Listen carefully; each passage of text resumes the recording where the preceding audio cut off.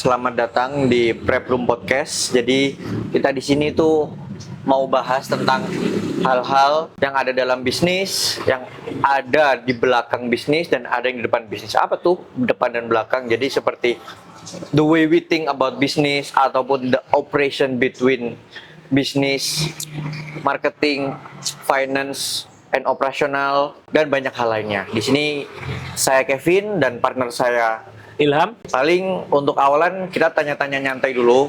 Oke, Ham, kenapa kok memilih jalur entrepreneur? Why berarti ya? Ya. Ini tuh karena keadaan, bos. Oke, kenapa tuh keadaannya tuh? Apa yang Karena mendorong? sebenarnya kenapa entrepreneur dan kenapa di F&B Oke. itu adalah suatu keadaan di mana dulu istilahnya dead stuck lah. Oke. Aku dulu nggak tahu pengen jadi entrepreneur seperti apa. Oke. Cuman impianku ketika aku kecil, aku memang pengen jadi orang kaya Oke. dari entrepreneur. Oke, spesifik ya? Ya, cuman nggak kebayang entrepreneurnya apa. Oke. Singkat cerita, dulu kan setelah lulus SMA, aku sempat di MLM kan. Oke. Di sana kayaknya kurang enjoy lah. Oke. Kemudian aku kenal sama temanku SMA, ajak bisnis kopi nih. Oke. Waktu itu kan lagi hype Hype banget, kopi, yes. gara-gara film yang Yep. filosofi Ya. itu aku Surabaya. Oke. Di sana jadi sales Oke. yang literally ke warung-warung Door to door. door to door. Oke. Itu tuh menurutku the most struggling in my life lah. Oke.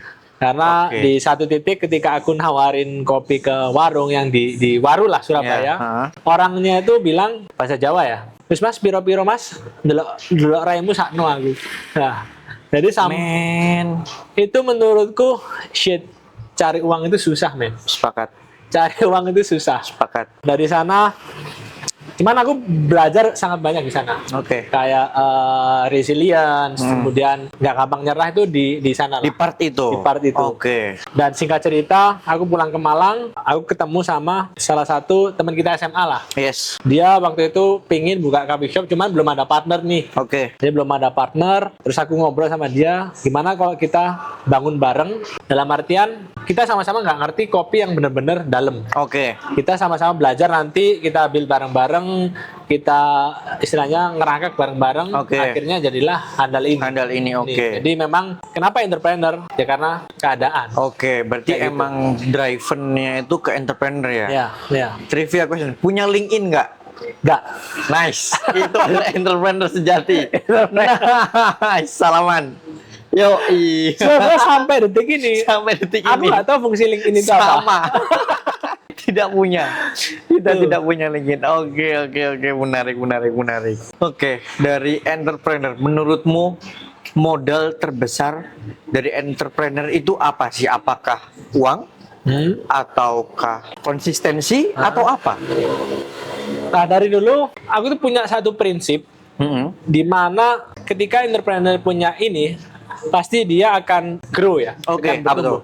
Entah bertumbuhnya pelan atau cepat itu Urusan lain. Urusan lain. Oke. Cuman entrepreneur harus punya integritas. Oke, integrity. Itu. Oke. Integrity kan istilahnya atasnya kejujuran kan. Yes. Dimana ketika orang nggak lihat, dia itu akan berperilaku jujur itu. Yeah. Integrity. Itu yang pertama.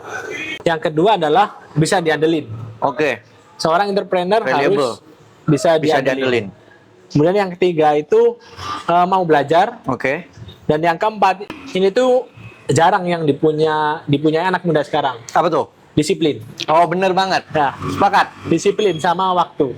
Ya. Oke. Man, fun fact ya, dan ini tuh menurutku sedikit shocking lah buat aku personally. Waktu aku ke Jakarta, aku kenal sama salah seorang director dari sebuah tempat gym lah di Jakarta. Oke. Waktu itu kelas jam 6. Dia datang 6.15. Lewat tuh. Sorry, 6 kurang 15. 6 kurang 15, oke. Dan dia mukanya tuh bener-bener yang orang kayak udah telat 3 jam gitu. Oh, kayak merasa bersalah. Merasa bersalah Oke. dan dia panik segala macem. Oke. Aku tanya ke dia, kenapa kamu sangat terlihat tergesa-gesa? Padahal Oke. kan kelasmu jam 6. Dia bilang kayak gini, dan menurutku ini salah satu istilahnya poin yang sangat penting buat kita. Oke. Kunci dari suatu event atau acara atau apa namanya, kunci dari suatu bisnis lah kita bilangnya, itu adalah preparation. Oke. Jadi ketika dia datang 6 kurang 15, berarti dia skip yang namanya preparation. I see. Dan dia di Oke. sana bilang preparation itu adalah golden time. Oke. Jadi sesuatu keberhasilan tanpa preparation itu adalah bullshit. Yes, Dia bilang sepakat. seperti itu. Sepakat. Jadi dari sana, Oke. cara jadi orang yang benar-benar top lah, itu di preparation. Oke, berarti preparation itu emang sekrusial itu ya, dimana Krusial. kalau orang terlambat pasti tidak melakukan Tidak melakukan. atau meminimalisir preparasinya sehingga dia tidak mateng. Yes. Oke. Terus kalau semisal kita entrepreneur itu kan pasti mempunyai skill. Terlepas skillnya adalah jualan, skillnya bikin kopi, ataupun dia jago dalam membuat strategi, nah banyak tuh. Nah, Menurutmu dalam dirimu, kamu tuh mentok expertise skillnya itu di arah mana?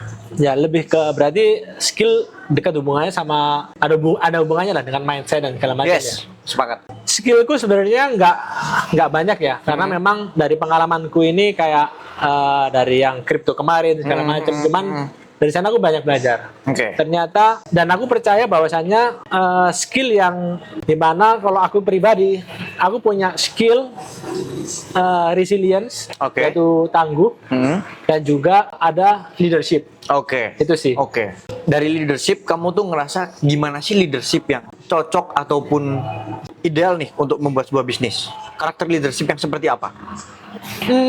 Karena kan banyak nih kita contoh leadership yang marah-marahin karyawannya biar supaya disiplin. Ada yang malah merangkul karyawannya supaya disiplin. Tujuannya sama tapi caranya berbeda. Ya. Nah, kalau kamu yang mana tuh? Leadership versiku ya, Ya. adalah kita bisa ngerasain apa yang istilahnya staff kita atau tim kita rasain. Oke. Simpelnya gini, ketika aku bangun handal, kita build suatu bisnis lah, kita harus bisa ngerasain empati dari staff kita. Oke.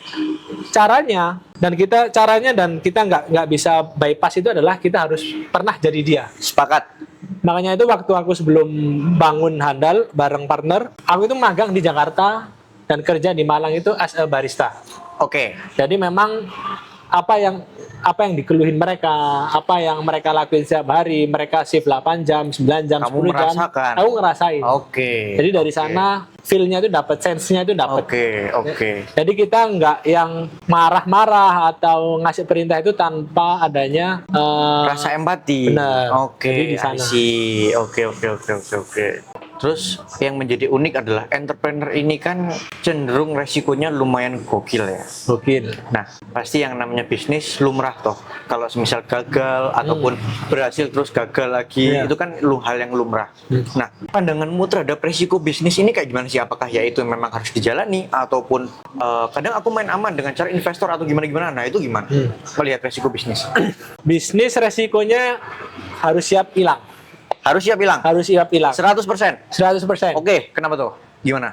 Maksudnya kayak gini, ini juga salah satu aku belajarnya malah bukan di bisnis real, Oke. di bisnis trading, injek uang Injek segala uang. macam dengan profil Yes. resiko yang udah kita atur. Atur. Jadi memang ketika kita nggak siap hilang, galaunya, terus emosionalnya itu sangat-sangat nggak terkontrol. Oke. Itu yang aku alamin ketika loss cukup besar di trading lah. Oke. Itu. Jadi cuman setelah selang 3 bulan, 4 bulan, aku coba ikhlas. Itu yang lebih enak. Oke. Jadi mungkin profil resikonya pasti juga dengan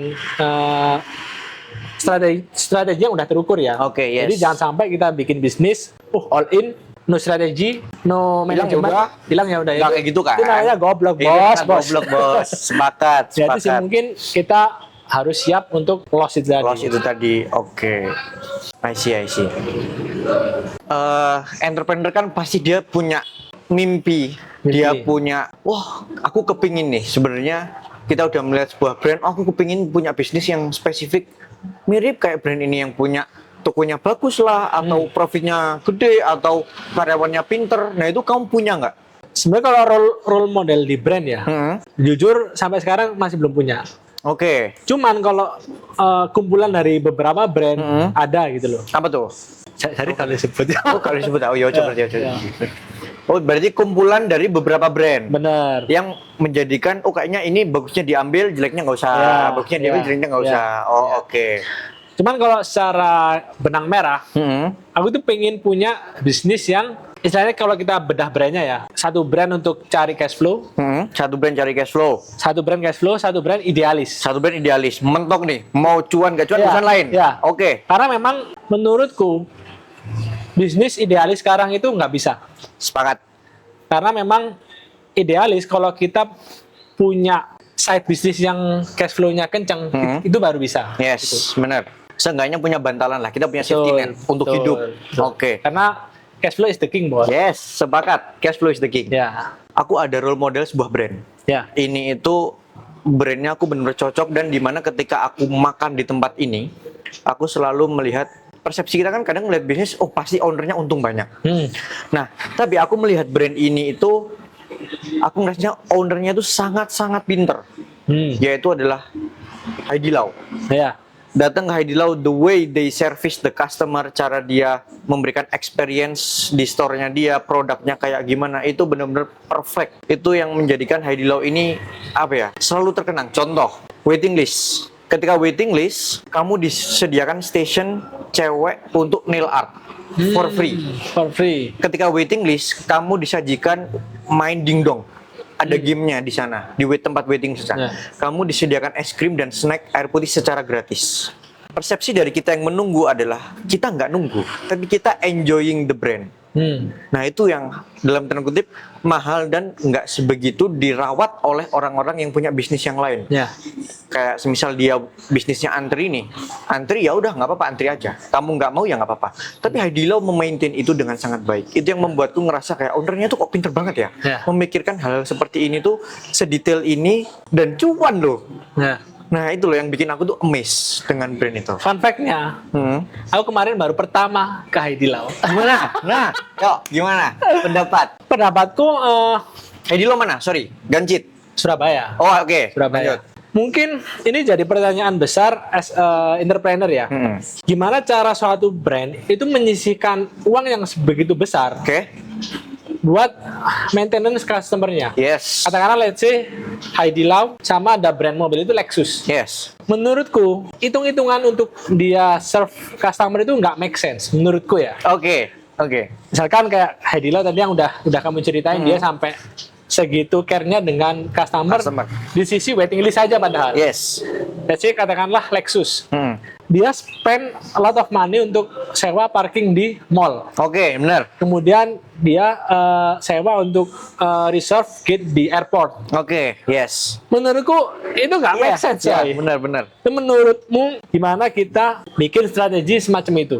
Oke, itu adalah hal yang memang dalam tanda kutip aku ngerasanya adalah gift ya, gift di mana nggak semua entrepreneur itu bisa melihat, oh aku harus ngapain.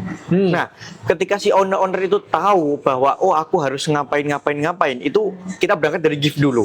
Nah, untuk ngapainnya itu juga bagian dari runtutan dari gift. Contoh, misal yang kamu sebutin tadi di Heidi Lau, untuk bisnis bisa menjaga relationship dengan customer sebegitu eratnya, itu kan butuh modal yang gede, betul katamu.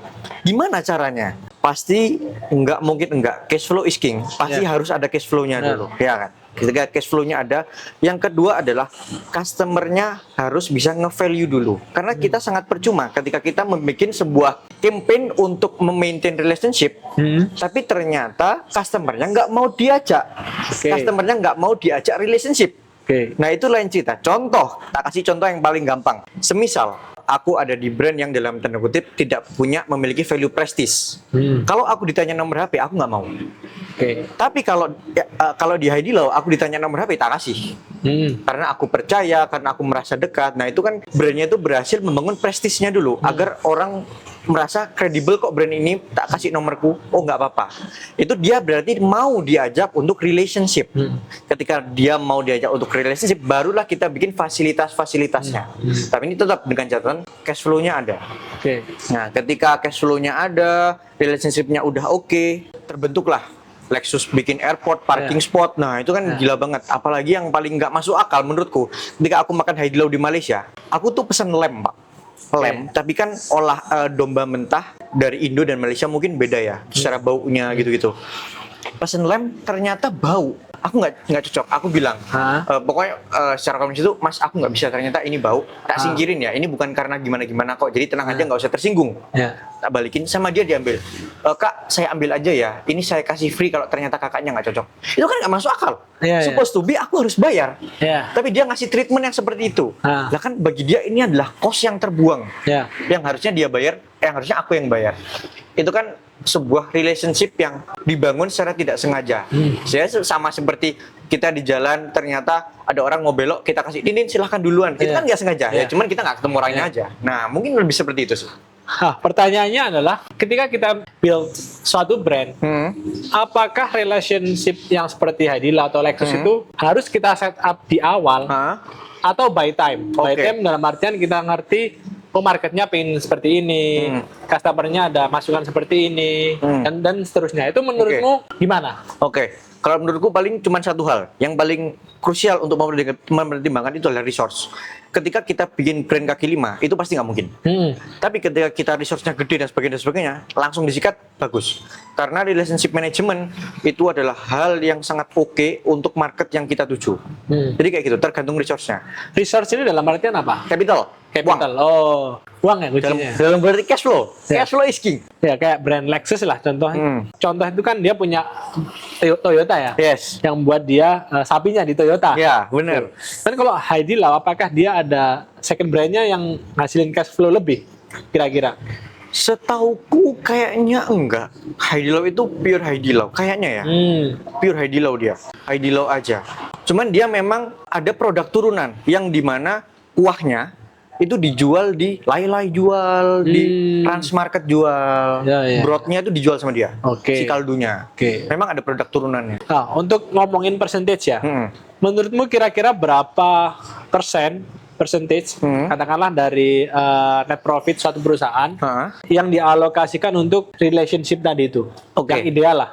Ideal ya. Ini F&B ya, yang tadi F&B. ya, fokus F&B ya, Berangkat dari profitnya dulu. Kalau semisal profitnya let's say dia bisa berhasil di 50 or 40, 40 atau 50, seenggaknya kalau dia mau bikin campaign, aku setengah berani. Berarti 25% dari profit, tak hajar berani. Cukup besar berarti ya? Cukup besar. Karena relationship, karena ada satu prinsip yang tak pegang adalah customer acquisition way more, lebih mahal daripada customer retention. Jadi, menggait market yang luas, itu biayanya akan lebih mahal daripada memaintain customer yang sudah ada. Itu prinsipku. Itulah kenapa jadi dapetin customer lebih susah daripada maintenance customer. Benar, dan lebih mahal. Lebih mahal. Nah, itulah kenapa aku berani keluar besar untuk menjaga customerku. Karena ketika aku nggak menjaga dan aku harus grab new market, itu biayanya akan jauh lebih dari 25%. Kayak gitu. Itu udah prinsip yang tak pegang untuk menjalankan strategi marketing. Kalau personal malah aku kebalik. Dalam artian kebalik itu ketika kita build suatu brand. Maintenance brand yang udah jalan. Itu lebih susah berkali-kali lipat daripada build brand baru. Kenapa bisa gitu? Karena semakin kesini aku itu ternyata suka dengan strategi suatu brand. Strategi dalam artian kayak kita mau bikin brand apa, nanti segmen customer-nya mau kayak gimana, produknya apa, kemudian istilahnya kita mau ngasih value apa ke customer itu enjoy. Cuman ketika kita running bisnis tersebut, itu kan dua hal yang berbeda kan? Bener. Sepakat. Menurutku tingkat kesusahannya itu berkali-kali lipat daripada kita build. Benar. Itu sih. Kalau aku personal ya. Ya, sepakat. Ya, managing akan selalu lebih harder. Karena memang seperti Cristiano Ronaldo bilang, konsisten itu memang harga yang harus dibayarkan untuk kita jalan sangat jauh. Konsisten. Untuk managing ini kan butuh konsisten. Nggak bisa kita, aku nggak termotivasi hari ini, tak lepas storeku, kan nggak bisa seperti itu. Nah, itu memang hal yang sangat berat sih. Tapi kalau misal kita bicara brandmu dikit ya, apa yang sudah terjadi di Handle selama beberapa tahun? 3 tahun ya? Mau 4 berarti. 3,5 lah udah. Di 4 tahun ini kan it goes well ya? Ya, alhamdulillah. Nah, dari it goes well ini kan kayaknya kamu jadi punya apa namanya, dalam tanda kutip portofolio di mana managing 4 years for space for coffee shop ini kan juga keren menurutku dan nggak gampang. Ya. Tapi unique statementnya juga ternyata kamu lebih enjoy setup new business. Ya, gitu setelah ada beberapa brand lain. setelah ada beberapa. Ya. Oke, I see. Oke, menurutmu Handal akan ada strategi untuk relationship customer nggak? Atau sudah ada? Ini Atau nggak boleh di-spill? nggak apa-apa nih, Nggak apa-apa, nggak oke. apa-apa. Cuman ini salah satu hal yang menarik dan aku manifest ke sana. Oke. Dalam artian kayak gini, ketika tadi ya yang kamu bilang sebenarnya itu ada hubungannya dengan strategi ke depan Handal ini. Yes. Yaitu adalah capital. Oke. Nah, strategiku ke depan adalah aku pengen bikin suatu brand yang benar-benar idealis Oke. dan masih satu grup dengan Handal. Oke. Orang yang boleh masuk ke sana only member. Oke. Jadi hanya Oke. orang-orang yang member atau orang yang loyal dengan Handal yang bisa masuk ke sana. Oke. Dan kita akan serve benar-benar totally 100%. Oke, wow, nice konsep. Oke. Itu sih, jadi goals-nya adalah supaya kita kenal customer kita lebih dalam lagi, kita tahu mereka pengennya apa. Oke. Dan yang terpenting adalah kita ada community-nya. Oke, yes. Itu sih sepakat. itu yang Oke, pengen oke. yang pengen kita bangun. Mungkin ya keren. let's say 2 atau 3 tahun ke depan lah. Oke. Kita ditunggu Kapitalnya dulu. kuat dulu. Ah. Oke, nice. Keren.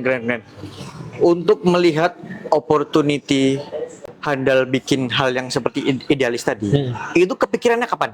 Pasti nggak di early stage of Handal kan? Ya, nggak? benar, Kapan benar. tuh kepikirannya tuh? Ketika momen apa sih hal-hal kayak itu keluar? Kepikirannya itu adalah ketika banyak brand sekarang yang lebih dekat dengan customer-nya. Oke. Dan juga dari tim kita kan setiap weekly lah ada meeting di mana mereka itu menuntut how to make engagement ke customer. Oke. Dan juga Oke. di salah satu tempat gymku itu community based kan. Itu juga sangat kuat dan feel-nya itu memang beda gitu loh. Oke. Jadi memang value itu yang pengen aku bawa. Cuman memang perlu research yang lebih dalam. Yes. Kemudian value yang lebih oke lah untuk customer-nya nanti kayak gitu. Oke. Kalau kamu sekarang di week ini mau prepare untuk apa nih? Mungkin untuk minggu ini yang pastinya aku lagi ada project bisnis yang masih baru belum 1 bulan lah. Oke. Namanya Sweeties Fight. Hmm. Dia di spesial di bakery, Oke. cake semacam itu, dan juga ada misalnya project yang dimana sebenarnya kayak aku sendiri nggak tahu projectnya ini apa gitu. Oke, menarik. Karena lucunya itu ada investor di tempatku yang lain Oke. itu tiba-tiba akuisisi perusahaan ini Oke. dan kita secara istilahnya apa ya, short term lah, tiba-tiba Oke. harus ada untuk tanggung jawab handle perusahaan tersebut gitu. Oke, Jadi oke. menurutku project ini challenging sih. Oke, Karena menarik. dari sisi lokasi, kemudian marketnya, kemudian produknya itu memang sangat-sangat sulit ya. Kalau Oke. dari sudut pandang gue ya. Oke, menarik. Begitu. Nah, tapi boleh jelasin dulu deh kayaknya. Sebelum Sweetie Fight apa aja sih yang dihandle sama Ilham? So far sejauh ini yang pertama aku build Handal ini yang Handal. pertama banget ya. Yes. Jadi istilahnya portoku yang pertama ini Oke, di Handal. Handal. Jadi aku start bareng partnerku di 2019 Oke, sebelum pandemi. sebelum pandemi. Oke. Itu kemudian ada kedua itu Spoonwell, Oke. terus ketiga Forenoon, terus keempat ini Sweeties Fight. Oke. Nah, tadi seru tuh ketika bahas Sweeties Fight baru jalan 1 bulan dengan skema bisnis dengan investor. Menurutmu apa sih yang menjadi hambatan terbesar ataupun tantangan terbesar selain dari segi lokasi dan sebagainya? Contohnya hambatan terbesar yang aku maksud tuh seperti apakah ada penyesuaian dari bekerja dengan investor dan tidak, ataukah emang handalin dari awal udah investor atau gimana? Ini yang apa ini? Sweeties Fight. Oh, Sweeties Fight. Sweeties Fight sebenarnya untuk secara fundamental, istilahnya fundamental finance-nya, dia itu brand dari Handal Group. Oke. Jadi memang untuk segala permodalan dan segala macamnya itu dari Handal. Oke, dari handalnya Dari langsung. Handal. Jadi Oke. memang Sweeties Fight ini uniknya adalah kita build-nya bertiga. Oke. Itu malah sebelum Handal buka. Oh, oke, malah duluan dia. Duluan dia. Oke. Itu kayak project iseng-iseng awalnya. Oke. Jadi kita bertiga itu kayak pengen buka, ayo daripada di era COVID ini kita senggang. Waktu itu belum tahu Bitcoin sayangnya. Oke, sayangnya Belum tahu Bitcoin. Jadi kita build-nya itu ke brand yang dimana orang itu nggak perlu dine in, Oke. tapi bisa take away. Orang nggak perlu dine in tapi bisa take away. Oke. Ya, jadi waktu itu kan lagi kenceng cookies. Yes. Nah, sedangkan di Malang masih belum ada soft cookies. Oke. Jadi kita R&D, kita beli beberapa brand cookies yang famous di Jakarta. Oke. Kita coba gimana caranya bikin produk ini secara quality sama, Oke. tapi secara cost dia bisa turun. Oke. Jadi waktu itu kita jual itu cuma harga 26.000 Oke. per piece-nya itu. Per piece-nya. Oke, relatif murah ya berarti ya. Untuk Malang oke lah. Nah, dari situ tantangannya dari bisnis coffee shop dengan bakery yang paling kontras tuh apa? Kayak semisal coffee shop tuh flow-nya enak, terus operasionalnya udah kejaga dan sebagainya. Tapi kalau bakery ternyata ABCDE, nah itu gimana? Nah, ini menurutku sangat-sangat menarik ya. Dalam artian gini, ketika kita build coffee shop, di mana itu kan istilahnya secara brand pattern-nya itu banyak didominasi sama cowok. Yes, Ya. benar. Itu karena kita juga research-nya itu cukup lama ya di handal ini, kurang lebih sekitar 2-3 tahunan. Oke. Jadi kita bisa deep dalam buat ngulik apa yang market pingin.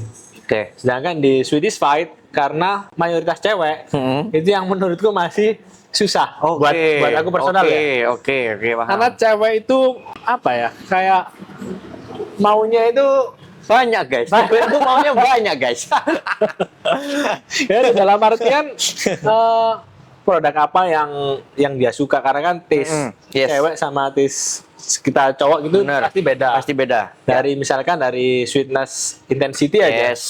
Betul. Itu udah sulit. Kemudian udah kelihatan.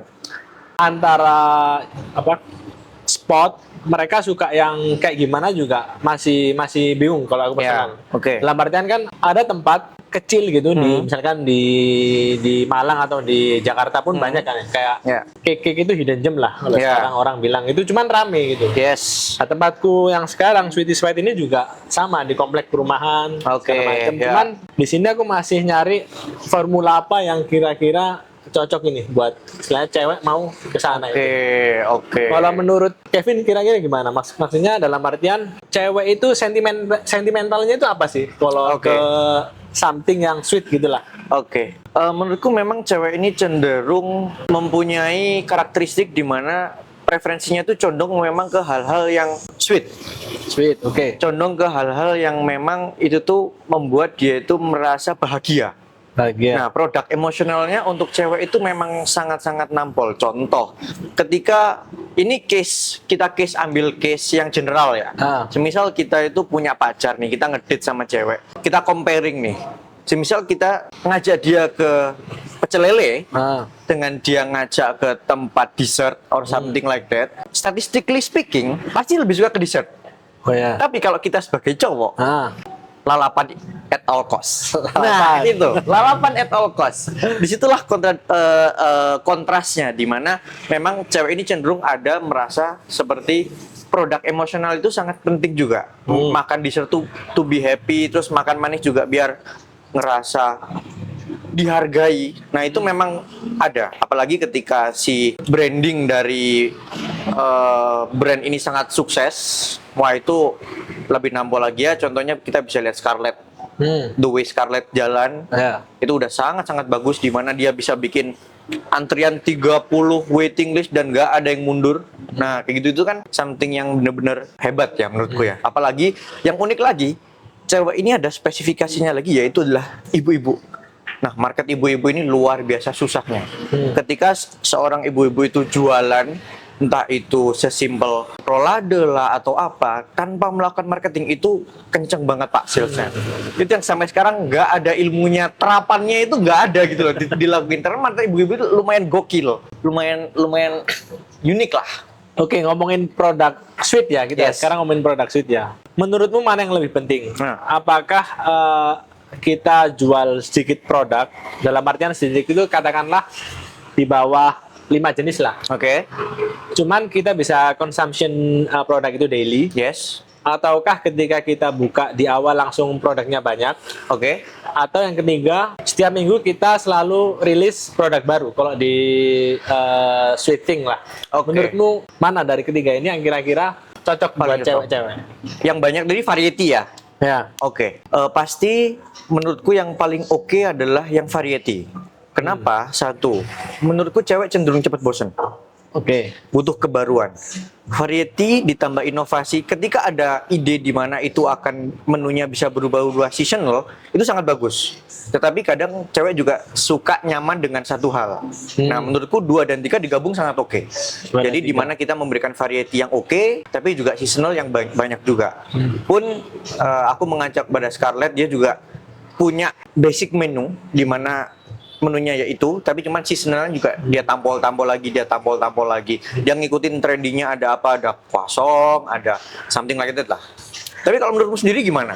Cuman uniknya kalau aku as a cowok ya, aku lebih prefer yang pertama. Oke, specifically Specifically ya, Oke, karena kenapa mungkin yang pertama pasti nggak too much R&D. Oke, Dan yes. kita bisa literally concentrate ke quality di yang varian kita yang sedikit. Oke, yes. Mungkin case-nya itu mungkin kalau di Bandung ada yang roti M lah ya, kita Ah, sebut ya. mm-mm. Dia itu produknya nggak banyak, Oke, cuman selalu waiting list. yes. Menurutmu apa yang bikin dia itu jadi unik? Oke, si roti M ini memang secara rasa oke ya, nggak yang Oke. mentok kanan gitu nggak ya. Nah. Cuman nggak tahu kenapa dia berhasil untuk nge-maintain hype dari produk dan brandnya. Itu yang memang belum kebedah bener-bener deep ya. Cuman ada faktor X selain dari produk yang dia bisa jaga. Oke. Itunya juga. Kayak gitu sih. Jadi mungkin kalau dicontohkan di produk lain ya, semisal katakanlah kita ambil Bakerzin, misal kita ambil Bakerzin ataupun endorfin, Iya. cookies endorfin. Nah, endorfin tuh secara produk enak, market besar, cuman dia nggak antri. Iya. Nah, tapi Ah. apakah tetap kontemporer, apakah tetap hype? Jawabannya adalah yes. Cuman bedanya nggak so antri si roti M tuh. Iya. Nah, kayak gitu. Mungkin cara jualnya beda ya. Ya. Gitu. Karena memang rata-rata kalau kita ngomongin yang sesuatu yang manis, Hmm. menurutku di Bandung itu banyak brand yang bisa maintenance hype-nya dia. Yes, Ya, banget. dia bisa istilahnya setiap hari, setiap weekend selalu antriannya itu mengular. Oke. Itu yang mungkin perlu aku belajar banyak dari kamu mungkin ya, gimana dalam artian gimana strategi yang pas untuk bisnis-bisnis yang sekarang ini berjalan atau yang kedepannya mungkin Oke. bisa istilahnya aku bikin lah. Oke. Paling sebenarnya strategi kalau misal untuk spesifik produk sweet ataupun kita lari ke feminim ya. Sebenarnya market cewek ini memang membutuhkan yang namanya kontemporer, hal-hal yang baunya itu masa kini, terus menggairahkan dari sisi produk, entah itu yang lumer, entah itu yang eye pleasing, entah itu yang memang rasanya benar-benar dia cocok. Nah, strateginya tinggal sesimpel bagaimana kita mengemas produk kita dan brand kita itu dekat dengan cewek. Ketika brand kita berhasil dekat dengan cewek, dia merasa kalau dia itu adalah satu kategori lah dalam tanda kutip. Nah, ketika dia udah merasa satu kategori, dia udah merasa dekat. Kayak contohnya kita ambil brand R gitu ya. Di Ijen ada brand R. Nah, di situ kan dari konsepnya, dari produknya, itu juga aku ngerasanya itu cewek banget. Nah, disitulah dia positioningnya sangat menang. Ketika strateginya, apapun strateginya, asalkan fundamentalnya adalah positioning yang pas, supposed to be it's gonna be good output. Menurutku kayak gitu. Tapi so far apa yang kamu lakukan di Sweeties Fat gimana? Apakah ada strategi yang oke dan menghasilkan dalam tanda kutip awareness ataupun hasil yang kamu ngerasa cocok? Atau karena masih 1 bulan juga belum eksekusi banyak? Kalau Sweeties Fat itu mungkin yang aku rasain sekarang itu karena kan kita pengennya di awal itu lebih ke personal touch ya. Oke. Karena dari kita bertiga itu ada salah satu influencer. Jadi Oke. kita memang strategi buat istilahnya penetrasi ke market itu dari influencer ini. Dimana Oke. sisi personal touch, mungkin dari sisi artisan itu bisa dapat ke audiens. Oke. Cuman case-nya di sini adalah ternyata awareness itu perlu disupport nih Yes. sama let's say katakan influencer-influencer yang lain. Oke, Dan oke. yang tadi kamu bilang benar, hype itu perlu kita maintain. Yes. Jadi nggak bisa istilahnya dari strategi marketing itu hanya mengandalkan satu orang aja. Sepakat. Jadi perlu Yep. istilahnya Bensin tambahan lah ya. bensin tambahan Oke. atau support lain supaya hype ini terjaga. Jadi Oke, mungkin I see. untuk saat ini itu yang perlu aku buat istilah putar otak lah. buat Oke, oke. hal seperti oke. itu. Oke, keren. Nah, sekarang ngomongin sisi satunya. Ketika kita ngomongin brand, kita sebutnya asin lah ya. Lidah manis Asin. dan lidah asin nih. Oke. Preference makanan asin top 3 dari kamu? Asin ya. Ya, Ini apa ya? Makanan berat apa? berat. Ya, kita ambil berat lah. Kita ambil, atau mau general? Berat atau general? Kalau general kan ya ada snack, ada snack yang, nah, mau general atau berat? Ya berat. Berat. Oke lah. Oke, ayo, berat. Top 3. Ini terserah ya, mau Terserah. yang mahal, Mau yang mahal, murah. mau yang murah terserah. Pokoknya makanan berat dan asin. Makanan berat dan asin. Yes. Nomor 1, ini dari nomor 3 apa nomor 1 Dari dulu? nomor 3 dulu. Nomor 3 dulu. Nomor 3 pagi sore. Pagi sore, oke. Pagi sore. Pagi sore, oke. Nice. Pagi sore. Kalau Kevin apa? Aku nomor 3 sushi. Sushi. Specifically Sushiro, the best. Sushi ya? Sushi di Indonesia, Sushiro the best. Spesifik. Nomor Nomor 2. Nomor 2 karena aku lebih ke anak yang suka olahraga ya. Oke. Dan aku prefer buat istilahnya cari makanan yang healthy. Oke. Nomor 2, aku paling suka di Canggu ada namanya tempat itu open house. Oke. Jadi konsepnya dia tuh makanan healthy. Mm-hmm. Cuman ketika kita makan, kita nggak ngerasa makanan itu tuh healthy. Jadi Oke. saking enaknya gitu loh. Oke, bener nggak sih? Tapi intermezzo dikit ya. Iya, iya. Bener nggak sih makanan healthy itu terkesan hambar? Sebenarnya setelah aku kenal lah ini uniknya ya di healthy industry ya di Yes. Indonesia itu memang banyak yang salah kaprah lah. Oke, Kita oke. Gimana tuh? ambil gambaran besar itu banyak yang salah kaprah. Dalam artian stigma di sini tuh makanan healthy pasti nggak enak. Nah, ya, benar. Makanan Sepakat. healthy Sepakat. Pasti hambar. Yes. Yang kayak kamu tadi bilang. Yes. Sebenarnya healthy itu bisa kok dibikin enak. Coba deh kalau Oke. kamu ke misalkan yang paling gampang dan paling dekat itu ke Bali. Oke. Banyak makanan-makanan di sana itu yang enak dan sehat. Yes. Jadi mungkin Oke. yang pertama dari perception orang sini itu menganggap healthy itu nggak enak. Nggak enak. Stigmanya udah buruk dulu nih ya. Stigmanya Oke. udah buruk gitu. Oke. Yang kedua mungkin kita itu nggak tahu nih ingredients atau bumbu-bumbu apa yang bisa dimasukin ke makanan Yes. sehingga makanan itu bisa enak tapi tetap healthy. Tetap healthy. Oke. Gitu. Oke. Dan yang terakhir mungkin banyak yang beranggapan bahwasanya bahan ini tuh nggak healthy. Sebenarnya healthy. Jadi Oke. let's say katakanlah ini aku juga baru tahu ya setelah aku kenal beberapa orang yang ini yang benar gitu. Jadi Oke. misalkan kayak hati ayam itu ternyata sehat. Oke. Nah, sedangkan kan kita orang Indo nganggapnya Jeroan itu. Jeroan. Nah, Nah, oke. ya Oke. hati itu sehat, kemudian fat itu sehat. Yes. Tergantung kamu mau pilih fat yang mana. Oke. Jadi ada yang lemak jenuh, mungkin yang secara general ya, Mhm. jenuh atau tidak jenuh gitu. Oke. Karena itu sangat dibutuhkan untuk misalkan kalau di olahraga itu untuk endurance, performance itu. Oke. Jadi misalkan butter itu ternyata sehat. Oke. Cuman kalau mentega itu nggak sehat. Nggak sehat, Jadi hal-hal oke. semacam itu yang mungkin Belum di sini tuh teredukasi belum ya. tereducate. Oke. Iya, benar. Oke, I see. Oke. Oke, mantap. Balik sekarang top one. Oke, Apa top one. Top one-ku adalah Nusantara, yaitu adalah soto. Soto. Apapun soto, apapun soto, apapun soto udah pasti enak soto. Meskipun random, Meskipun random, mau itu abang-abangan, mau itu soto Betawi, mau itu Asli ya? soto dipim, apapun soto. Soto. Top 3 adalah sushi, 2 adalah steak, 1 adalah soto. Tidak terkalahkan. Soto. top one-ku karena kemarin baru coba ya. Mm-hmm. Dan itu istilahnya eye open lah feel-nya Oke. itu. Apa tuh? Beatus, Oke. kepiting.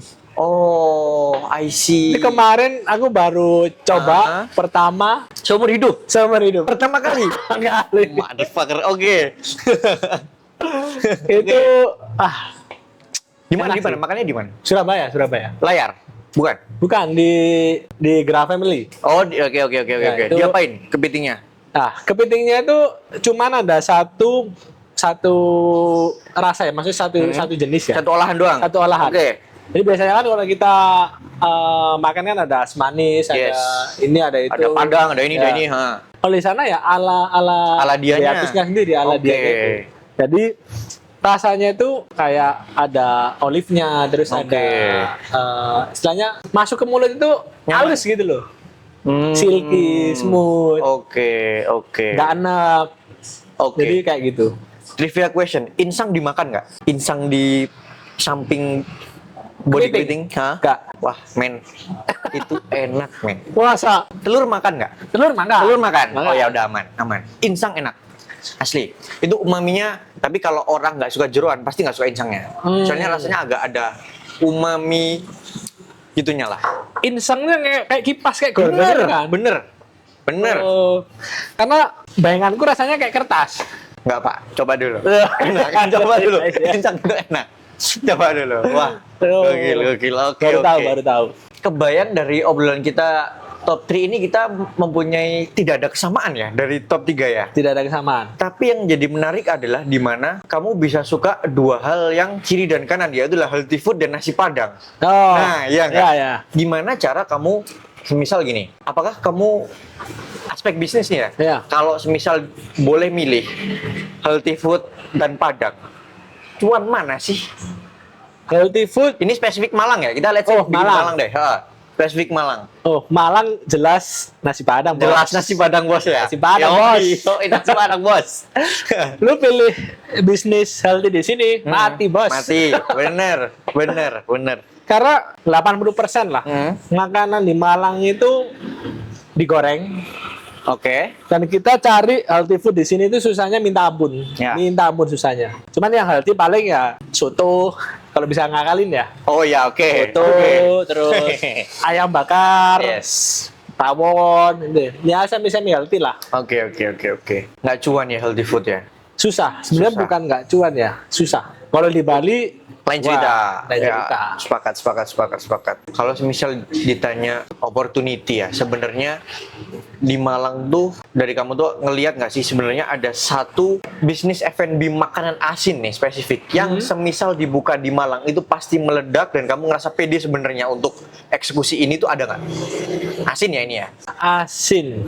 Asin. Atau masih ngerasa? Kalau dari aku dulu ya. Haha. Aku ngelihat sebenarnya Malang itu agak kontradiktif dengan Jogja karena dari Ya. taste Jawa Tengah itu sangat-sangat manis, arahnya ke manis. Tapi kalau kita berkaca dari Jakarta, menurutku brand-brand yang tidak terlalu ke atas, contohnya adalah Rembulan, pernah dengar Rembulan? Pernah. Nah itu gokil banget ketika itu dibawa ke Malang, ataupun jangan Malang deh, Surabaya lah, Nah. di mana marketnya masih member-member Jakarta. Aku yakin hal-hal yang spesifik ke marketnya akan sama, entah itu akan antri. Rembulan tuh di Jakarta nggak pernah sepi, Pak.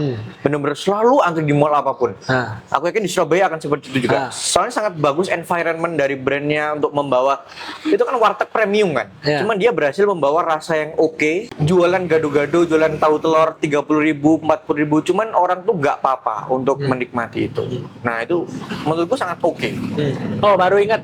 Ya. Makanan yang akan sukses dibawa ke Malang itu menurutku bakmi sih. GM bukan? Bukan. Bakmi dalam artian bakmi yang legend di Jakarta. Oh, I see. Oke, yang toppingnya. Ya. Oke. Ya. Ya, di Fatmawati ya. Ada bakmi mungkin yang terkenal di Jakarta itu kayak krekot, Yes. asui, bukan afui ya. Dulu saya salah baca afui. Ya itu mungkin bisa jadi rame ya di sini ya. Karena Oke, bakmi ya. mahasiswa di UB aja udah berapa persen nih orang yang dari Jabodetabek. Yes, betul. Dan bakmi seperti itu mungkin hampir nggak ada di Jawa Timur atau Jawa Tengah. Karena bener. memang rootnya dari Jakarta. Oke. Cuman susahnya adalah ada beberapa bakmi itu yang pakai babi itu loh. Oh, ya Jadi, benar. Nah ini aku juga baru belajar mengenai makanan yang udah ada istilahnya yang orisinilnya ada babi Ada itu babinya. enak. Enak. Kalau dijual tanpa babi itu di Malang agak susah menurutku loh ya. Oke. Karena kita taste-nya tuh udah ada historical taste. Historical taste-nya. oh enak nih pakai babi. Ketika Bener. kita pakai ayam atau di luar ayam lah, maksudnya kayak yang halal itu mereka ngerasa oh ngapain aku makan yang itu, mending yang sekalian, itu, ya iya. sekalian. Itu mungkin Bener, yang bener. oh ternyata kita perlu research juga mengenai produk-produk seperti itu. Yes, historical taste ya. Iya, ha. Oke. Keren. Oke, seru nih. Next topik untuk audiens kita biar mantengin. Kita mau bahas apa? Aku ada usulan. Kita akan study case bisnis-bisnis yang kita merasa itu punya unique things. Oke. Kita bisa breakdown entah itu seperti bisnis kaki lima yang antri banget, Ha. ataupun bisnis yang top tier, kenapa dia bisa menjadi top tier, ataupun apapun lah. Kita bahas tentang, kita akan membawa studi case dari hal-hal unik setiap bisnis. Oke, itu juga menarik ya. Cuman dari beberapa temanku atau istilahnya orang-orang yang sering aku temuin, mereka itu sering tanya ke aku, Apa tuh? how to build business from the scratch. Boleh. Itu Yes. juga menurutku sangat Yes, oke, menarik boleh. dan banyak orang di luar sana itu bingung Oke. mau start bangun bisnis itu dari mana. Yes. Itu sih mungkin untuk next Oke, itu boleh. bahasan kita ya. Oke, next episode kita akan bahas how to set up new business ideally. Ideally. Jadi buat kalian mau bikin bisnis, stepnya apa aja, mulai dari kita breakdown mulai dari awal kali ya, entah dari mindsetnya, entah dari model capital location, Oke. dari produk apa kira-kira yang cocok untuk market in this economy. Ya. Nah, kayak gitu tuh akan kita belajar di episode 2. Oke. Oke, thank you.